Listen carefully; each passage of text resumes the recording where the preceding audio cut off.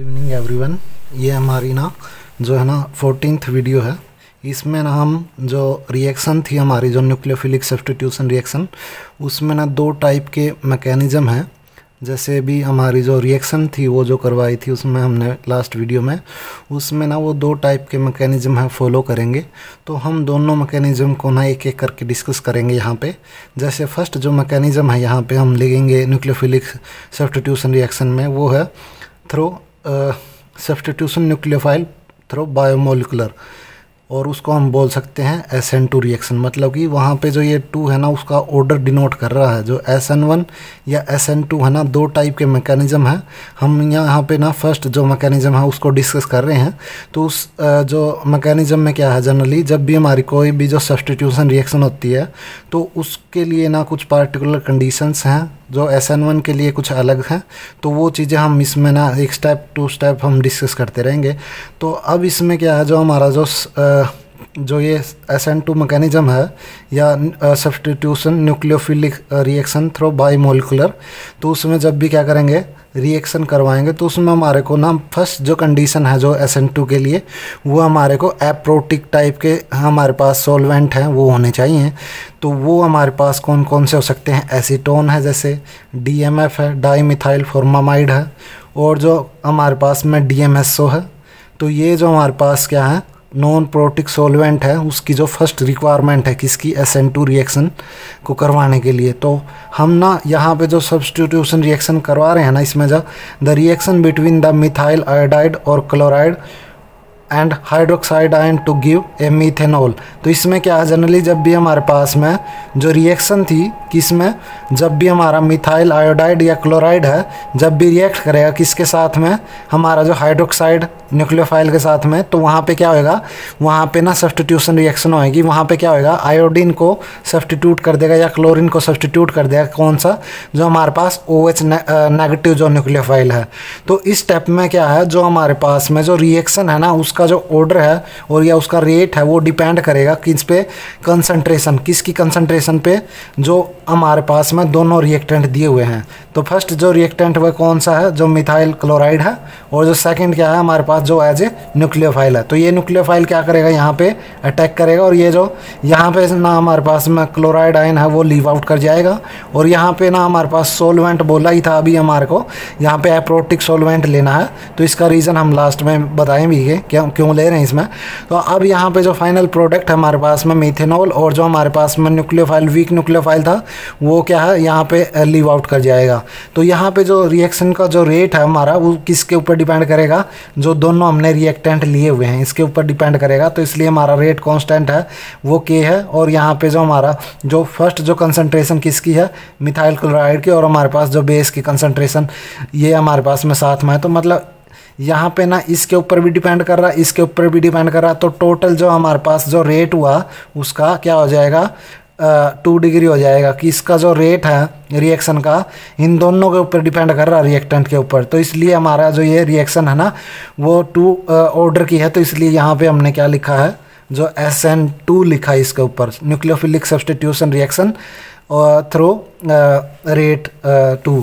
तो इसमें क्या, rate law implies that both the alkyl halide and the nucleophile are taking part simultaneously in the rate determining step. मतलब कि कोई भी जो रिएक्शन है उसका जो रेट है वो किस चीज़ पे डिपेंड कर रहा है, तो वो हमने बात यहाँ पे डिस्कस की है।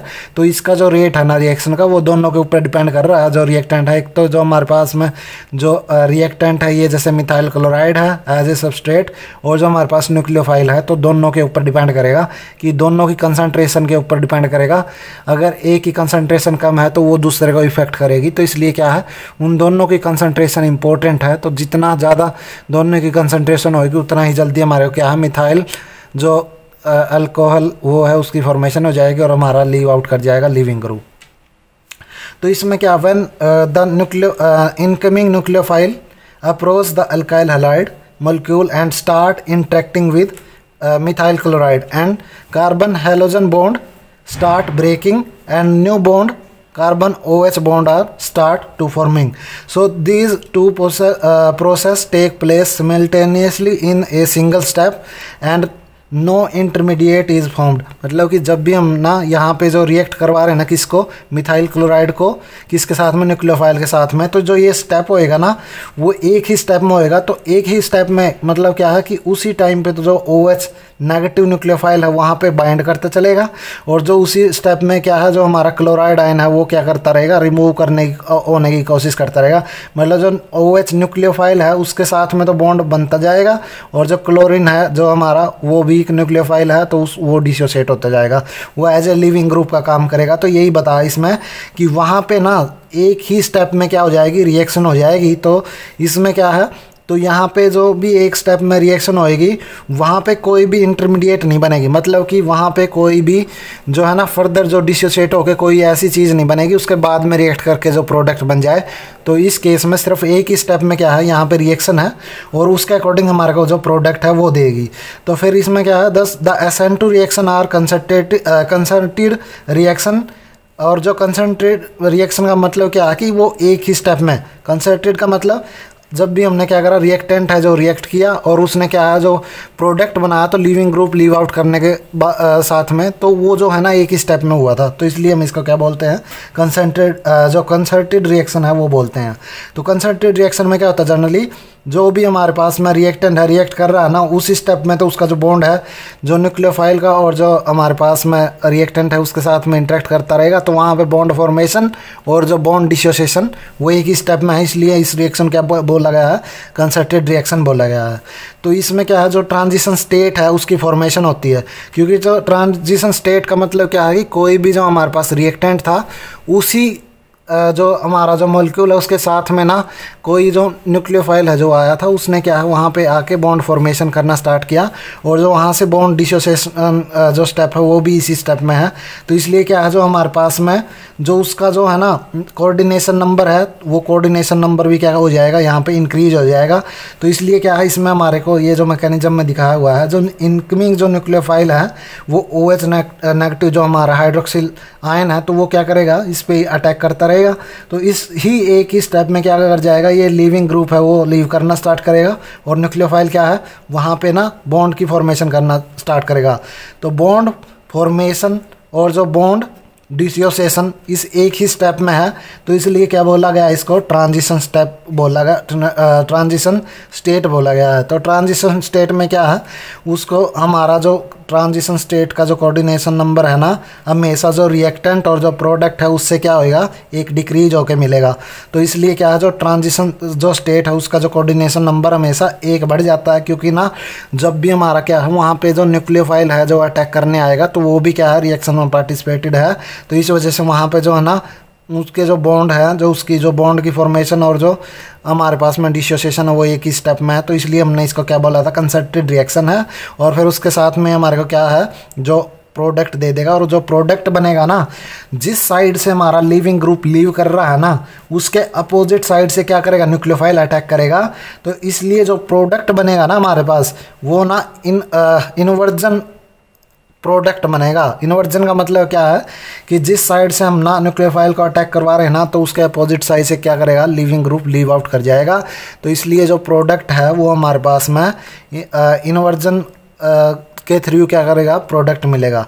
जैसे हम क्या करते हैं, जो अम्ब्रेला है ना हमारा उसका जब भी हम ना पकड़ा हुआ है ना तो जब भी तेज़ हवा आती है तो उसके अकॉर्डिंग क्या होएगा, उसका जो है ना जो छतरी है उसका जो साइड है वो खुल जाती है, तो वो सारा ना अपोजिट साइड में चली जाती है। तो उसी टाइप में क्या है जो रिएक्टेंट था हमारा वो नेगेटिव जो न्यूक्लियोफाइल वो जब भी अटैक करने आएगा तो जो प्रोडक्ट है ना हमारे पास में इन्वर्टेड फॉर्म में मिलेगा। जैसे छतरी क्या है वो हवा के लगने से क्या हो जाती है, वो इन्वर्टेड हो जाती है। तो इस स्टेप में भी ये ऐसा ही हुआ कि न्यूक्लियोफाइल ने क्या कर दिया, जब अटैक किया तो जो इन्वर्टेड जो प्रोडक्ट है वो हमारे को जो मिला है। तो ये हमारे पास में जो क्या है एक प्रोडक्ट है इसका SN1 रिएक्शन का, तो वहाँ पे मिथेनॉल है उसकी फॉर्मेशन हो जाएगी यहाँ पे। फिर जो हमारे पास में नेक्स्ट है जो इम्पोर्टेंट चीज़ है जो याद रखने के लिए, वो है हमारे पास में जो ये हमारे पास में जो ट्रांजिशन स्टेट बनी थी, जो उसमें क्या था, एक carbon atom is simultaneously bound to incoming nucleophile and the outgoing leaving group. In other words, we can say that in transition state, carbon atom is bonded to 5 atom. 5 atom कैसे? क्योंकि ना एक क्लोरीन था जो हमारे पास में, वो तो उसका लिविंग ग्रुप था ही, लेकिन क्या है यहाँ पे इस स्टेप में क्या कर दिया था इसने, जो हमारे पास न्यूक्लियोफाइल था ना, उसने भी आके यहाँ पे क्या कर लिया था, जो कंबाइन कर लिया था, बॉन्ड फॉर्मेशन वहाँ पे हो गई थी। तो इस वजह से वहाँ पे क्या बनी, वो जो स्टेट है ना वो अनस्टेबल बन गई। तो उसी अनस्टेबल स्टेट को क्या बोलते हैं, ट्रांजिशन स्टेट बोलते हैं। और जो ट्रांजिशन स्टेट है वो अनस्टेबल क्यों है? क्योंकि ना उसकी जो कैपेसिटी है ना कार्बन की जो कंबाइन करने की, वो वैलेंसी 4 के साथ में ही कंबाइन कर सकती है। तो इसलिए क्या है, वहाँ पे एक एक्स्ट्रा जो बॉन्ड है उसकी फॉर्मेशन हो रही है वहाँ पे। तो इस वजह से क्या है, वहाँ पे जो वो स्टेट है ना वो अनस्टेबल है और वो जल्दी से टूट के क्या बना लेती है, वो हमारे पास जो प्रोडक्ट है वो बन जाएगा। हमारे पास में जो रिएक्टेंट था वो रिएक्ट कर जाएगा उस स्टेप में, और वो जो स्टेट थी अनस्टेबल थी और वो जल्दी से क्या कर जाएगी, डिसोसिएट हो जाएगी और हमारे को प्रोडक्ट मिल जाएगा। वहाँ पे methanol and the leaving group leave कर जाएगा। तो it is interesting to note that SN2 reaction the attack of the nucleophile O negative मतलब OH negative occur from the back side and the leaving group leave from the front side. तो इसमें क्या है कि जो हमारे पास में जो ये प्रोडक्ट बना था हमारे पास में, उसमें क्या था, जो न्यूक्लियोफाइल था वो तो क्या था, बैक से अटैक कर रहा था, लेकिन जो हमारे पास जो लिविंग ग्रुप था वो क्या कर रहा था, फ्रंट से निकल के जा रहा था। तो इसी वजह से जो ये हमारे पास में ना अटैक, बैक अटैक होने की वजह से इसको हमने क्या नाम दिया था, इनको हमने इन्वर्जन इन कॉन्फ़िगरेशन। जो प्रोडक्ट है हमारे पास में जो बनेगा उसकी जो स्टीरियोकेमिस्ट्री है वो इन्वर्जन इन कॉन्फ़िगरेशन के अकॉर्डिंग हमारे को मिलेगी। तो इसमें क्या है, ड्यू टू बैक अटैक, तो जो हमारे पास में जो बैक साइड से अटैक किया ना न्यूक्लियोफाइल ने, उससे जो प्रोडक्ट बना, तो SN2 reaction are always accompanied by the inversion of a configuration. मतलब कि हमारे को जो प्रोडक्ट था अगर बैक से अटैक किया तो इसका मतलब बैक के अकॉर्डिंग ही हमारे पास प्रोडक्ट मिलेगा।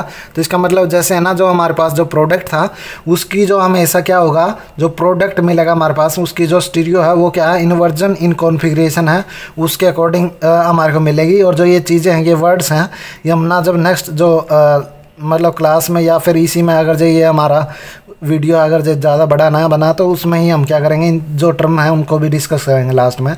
तो in the same way the हमने बताया भी था, same way as the umbrella turn inside to outside in strong wind. मतलब जब भी क्या है, तेज़ हवा अगर वहाँ पे आ जाती है, जब हमारे पास अम्ब्रेला है, तो वो क्या है, जो इन्वर्जन इन कॉन्फ़िगरेशन का मतलब है कि जब भी हमारा जो अम्ब्रेला था हमने कैसे यहाँ ऐसे पकड़ा हुआ था, लेकिन जब भी स्ट्रॉम आ जाती है मतलब ज़्यादा तेज़ हवा आई, तो इसमें क्या करेगा, इसको ना इस साइड से ना मतलब क्या करेगा, इस टाइप का वहाँ पे क्या हो जाएगा, ये चेंज हो जाएगा। तो इसी को हम क्या बोलते हैं, इन्वर्जन इन कॉन्फ़िगरेशन बोलते हैं। तो ऐसा ही हमारे को प्रोडक्ट मिला है यहाँ पे। तो इन्वर्जन इन कॉन्फ़िगरेशन का मतलब हम बोल सकते हैं वहाँ पे ना एक जो हमारे पास में कोई जो इसी प्रोसेस को हम वहाँ पे क्या बोलते हैं, वेल्डन इन्वर्जन बोलते हैं। वेल्डन इन्वर्जन का भी मतलब यही है कि जब भी हमारे पास जो प्रोडक्ट है बैक साइड से मिलेगा तो उस प्रोडक्ट को हम इन्वर्जन इन कॉन्फ़िगरेशन भी बोल सकते हैं और जो वेल्डन इन्वर्जन भी बोल सकते हैं, ये एक ही चीज़ है। फिर हमारा जो नेक्स्ट है जो इसमें SN2 रिएक्शन में, वो इन SN2 reaction the attack of nucleophile occur from the back side on the alpha carbon. Alpha carbon कौन सा है कि जिस पे हमारा लिविंग ग्रुप लगा हुआ है, तो यही हमारा क्या है, अल्फा कार्बन है। तो alpha carbon carrying the hydrogen, जो इसके साथ में हाइड्रोजन लगे हुए हैं, तो इसमें जो हाइड्रोजन लगे हैं, द प्रेजेंस ऑफ ए बल्कि सब्सटेंट, अगर यहाँ पे कोई हाइड्रोजन को रिप्लेस करके कोई बल्कि ग्रुप लगा दें इसी अल्फा कार्बन पे, तो atom tend to be hinder. मतलब क्या है, जो ये न्यूक्लियोफाइल आएगा ना, जब हाइड्रोजन है तो इसका कोई प्रॉब्लम नहीं है वहाँ पे स्टीरिक की, वहाँ पे ना वो आराम से क्या करेगा, न्यूक्लियोफाइल के जो इसके सेंटर के पास जाएगा और वहाँ पर लीव करवा देगा और जो प्रोडक्ट है उसकी फॉर्मेशन कर देगा। लेकिन जब मैं हाइड्रोजन को रिप्लेस करके कोई बल्कि ग्रुप वहाँ पर लगा देता हूँ ना, तो वहाँ पर स्टीरिक क्राउडिंग आ जाएगी और उसकी वजह से जो न्यूक्लियोफाइल है उस सेंटर तक नहीं पहुंच पाएगा जहां तक न्यूक्लियोफाइल पहले पहुंच पा रहा था जब हाइड्रोजन में। तो उसकी वजह से जो भी हाइंड्रेंस आएगा ना, तो वो जो है ना रिएक्शन है वो उसको ना कंप्लीट नहीं होने देगा। तो इसलिए क्या है जो रिएक्शन है वो उसमें डिफ़िकल्टी होगी, तो इस वजह से रिएक्शन है जो वो कम हो पाएगी। तो उसका जो प्रोडक्ट है उसकी फॉर्मेशन है वो जब भी बल्कि ग्रुप लगे होंगे तो वहाँ पे नहीं हो पाएगा। तो इसलिए जब भी SN2 रिएक्शन हमारे को करवाने किसी भी मॉलिक्यूल में, तो वहाँ पे ये चीज़ें देखना वहाँ पे ज़रूरी है कि जो उसके साथ में जो न्यूक्लियोफाइल जो लगा लिविंग ग्रुप लगा वो उसके साथ में जो भी हमारे पास जो कार्बन लगे हुए हैं ना साइड में, तो वो किस टाइप के लगे हुए हैं तो उन पे भी डिपेंड करती है रिएक्शन। तो इसमें क्या अगर जो बल्कि हैं तो वहाँ पे क्या होगा, वहाँ पे जो रिएक्शन है वो स्लो होगी। अगर और भी ज़्यादा बल्कि लगे हों तो वहाँ पे जो रिएक्शन है ना के बराबर होगी। तो यही चीज़ इसमें हमने पैरा में डिस्कस किया। तो इसमें क्या है जो मिथाइल जो हैलाइड है वो जल्दी ज़्यादा रिएक्ट करते हैं एज कम्पेयर टू वहाँ पे जब CH3 ग्रुप अगर जो लगे होंगे तो वहाँ पे हम जो रिएक्शन करवाने की कोशिश करेंगे तो वहाँ पे नहीं होएगी, और जनरली होएगी तो वो बड़ा स्लो होएगी। तो इसमें हमने यहाँ पे फिर नेक्स्ट क्या है यहाँ पे बताया भी है, on the alpha carbon of the other hand tertiary alkyl, मतलब जब भी हमारे पास क्या था सिंपल मिथाइल जो क्लोराइड या ब्रोमाइड थे, जब उस केस में तो न्यूक्लियोफाइल को कोई प्रॉब्लम नहीं है प्रोडक्ट बनाने में। लेकिन जब भी क्या जब हमारे पास में बल्कनेस जब बढ़ती जाएगी इथाइल आइसोप्रोपाइल और टर्सरी ब्यूटाइल के केस में, तो वहाँ पे स्टीरिक क्राउडिंग है वो इंक्रीज होती जाएगी। तो जो रिएक्शन का रेट था जो जैसे अब मैं मान रहा हूँ यहाँ पे 30% था, तो वहाँ पे क्या होता रहेगा फर्स्ट पर मतलब 1%, और उससे नेक्स्ट में 0.02, और लास्ट में टर्सरी ब्यूटाइल है जो उसमें तो क्या जो स्टीरिक क्राउडिंग इतनी बढ़ जाएगी कि वहाँ पे ना जो हमारा न्यूक्लियोफाइल है वो नहीं पहुँच पाएगा सेंटर पे। तो वहाँ पे जो है ना ये जो रिएक्शन है वो भी नहीं हो पाएगी सब्स्टिट्यूशन रिएक्शन। तो इस वजह से जो हमारा जो ऑर्डर होएगा ना किसी भी जो हमारा जो रिएक्टेंट अगर वहाँ पे ना बल्कनेस अगर कम है तो उसमें रिएक्शन जो SN2 रिएक्शन है वो फास्ट होएगी, और अगर वहाँ पे क्या बल्कनेस बढ़ता जाएगा तो जो रिएक्शन का रेट है वो भी स्लो होता जाएगा। अब बात आती है रिएक्टिविटी। अगर हमारे पास कोई भी अल्काइल हैलाइड दिए हुए हैं तो उनका ना रिएक्टिविटी चेक करनी होती है, तो वहाँ पे बल्कनेस देखते हैं जो अल्फा कार्बन है उसके ऊपर कितने जो नंबर ऑफ जो बल्कि ग्रुप हैं, तो उसके बेस पे हम डिसाइड करेंगे। तो जो इसका ऑर्डर है ना वो ऑर्डर ये हो जाएगा मिथाइल हैलाइड, और जो अल्काइल जो इसमें क्या जो इसमें पहले क्या था मिथाइल हैलाइड है, और फिर इसमें प्राइमरी अल्काइल हैलाइड है, और जो हमारे पास सेकेंडरी हैलाइड है, और जो हमारे पास टर्सरी अल्काइल हैलाइड है। मतलब कि जो हमारे पास में ना जो रिएक्टिविटी का ऑर्डर है या SN2 रिएक्शन होने का ऑर्डर है वो होएगा हमारे पास 0 डिग्री, और फिर प्राइमरी, फिर सेकेंडरी, और फिर टर्सरी में तो है वहाँ पे रिएक्शन नहीं हो पाएगी, 0 ही जो % है वो रिएक्शन होने के चांसेस है वहाँ पे। फिर हम बोलते हैं कि इसमें from the above discussion we conclude that methyl and primary alkyl halide predominantly, मतलब क्या इसमें ज़्यादा रिएक्शन होएगी SN2 रिएक्शन मैकेनिज्म के थ्रू। बट जब टर्सरी अल्काइल हैलाइड है तो उसमें क्या है जो सब्स्टिट्यूशन रिएक्शन है ना वो ये मैकेनिज्म फॉलो नहीं करेगी, वो SN1 टाइप का जो मैकेनिज्म है वो फॉलो करेगी।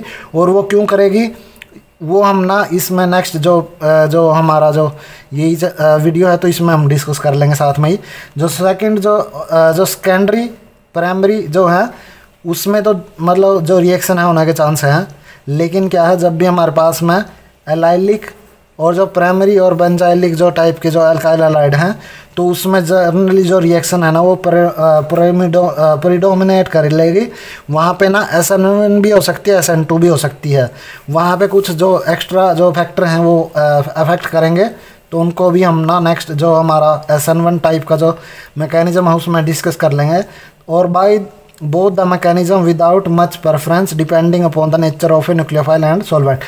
तो मतलब कि जो हमारे पास में जो ये SN2 रिएक्शन है या SN1 रिएक्शन है उसका जो मैकेनिज्म है वो जनरली क्या है जो हमारे पास न्यूक्लियोफाइल किस नेचर का है, किस टाइप का उसका सब्स्टिट्यूएंट है जहाँ पे अटैक करवा रहे हैं, और जो भी उसका सॉल्वेंट है ना उसके ऊपर डिपेंड करेगा।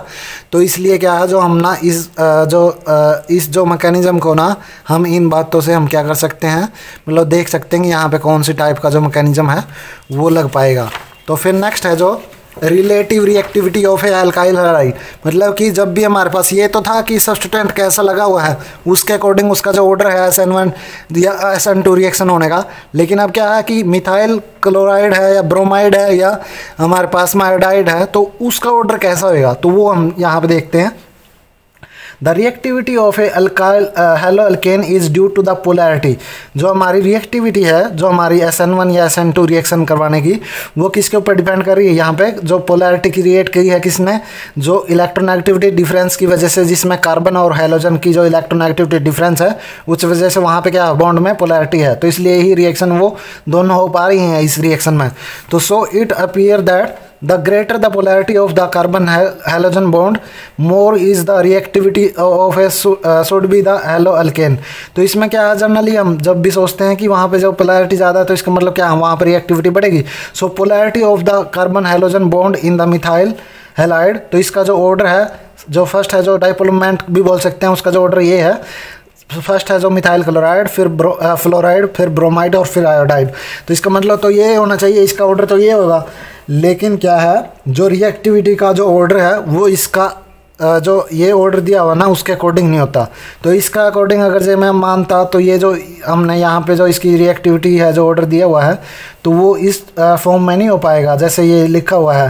But in the same order, मतलब जब ये हमारे पास ये जो ऑर्डर दिया हुआ है ना, तो इसके जो पोलैरिटी के बेस पे अगर देखेंगे तो ये होना चाहिए।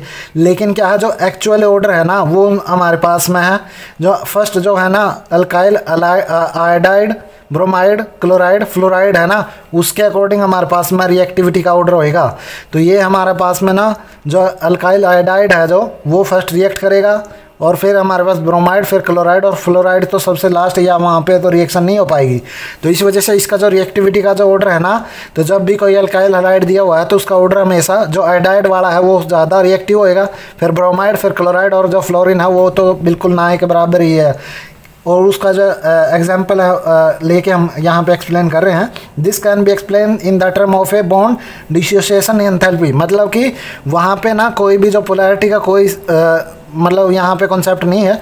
यहाँ पे जब भी हमारा जो ऑर्डर है उसको देखेंगे किसके बेसिस पे, हम देखेंगे जो हमारे जो वहाँ पे ना डिसोसिएशन एंथैल्पी बॉन्ड की कितनी है। तो सबसे ज़्यादा डिसोसिएशन एंथैल्पी किसकी है, 452 है, वो है हमारे पास फ्लोरीन का जो बॉन्ड है और कार्बन का बॉन्ड है उसकी, फिर उसके बाद क्लोरीन की, फिर ब्रोमीन की, फिर आयोडीन की। मतलब कि जिसका ज़्यादा मतलब जो एंथैल्पी देनी पड़ेगी किसको डिसोसिएट होने के लिए, इसका मतलब वहाँ पे जो हमारा जो प्रोडक्ट है वो क्या होएगा, कम बन पाएगा, क्योंकि ना जब वहाँ पे टूटना ही पसंद कर रहा तो इसका मतलब जो प्रोडक्ट है वो तो बिल्कुल कम मिलेगा। तो इस वजह से क्या है, जो कार्बन और जो आयोडाइड मॉलिक्यूल है उसकी जो मिनिमम बॉन्ड डिसोसिएशन एंथैल्पी है, इस वजह से हमारा जो ऑर्डर है हमने ये लिखा है। और जो सबसे ज़्यादा किसकी है, कार्बन फ्लोराइड की मैक्सिमम है। तो इस वजह से हमारे पास जो प्रोडक्ट है तो वहाँ पे ना आयोडाइड के साथ में ज़्यादा मिलेगा एज कम्पेयर टू फ्लोराइड। तो ये हमारे पास में ऑर्डर था, जो हमारे पास जो एग्जैक्ट ऑर्डर क्या हो जाएगा, ये हमारे पास एग्जैक्ट ऑर्डर है इसका। तो फिर इसमें ना ये बोल भी रहा है क्यों ऑर्डर है ये इसका, क्योंकि जितना जल्दी क्या करेगा, ब्रेक कर जाएगा आयोडीन है, जितना ज़्यादा अच्छा लिविंग ग्रुप होएगा तो उसके अकॉर्डिंग ही ना वो जो हमारा जो रिएक्टेंट है वो उतना ही ज़्यादा रिएक्टिव होएगा जो फर्दर रिएक्शन करने के लिए। तो इसलिए यहाँ पे बॉन्ड डिसोसिएशन एंथैल्पी किसकी डिक्रीज़ है, मतलब सबसे कम है जो आयोडीन की है। तो इस वजह से इसका जो रिएक्टिविटी का ऑर्डर क्या है, ये है। तो इसलिए हम ना यहाँ पे जो हमारे पास में जो रिएक्टिविटी का ऑर्डर है उसको हम यहाँ पे इसी फॉर्म में लिखेंगे कि जो अल्काइल आयोडाइड, ब्रोमाइड, क्लोराइड और फ्लोराइड। Thank you.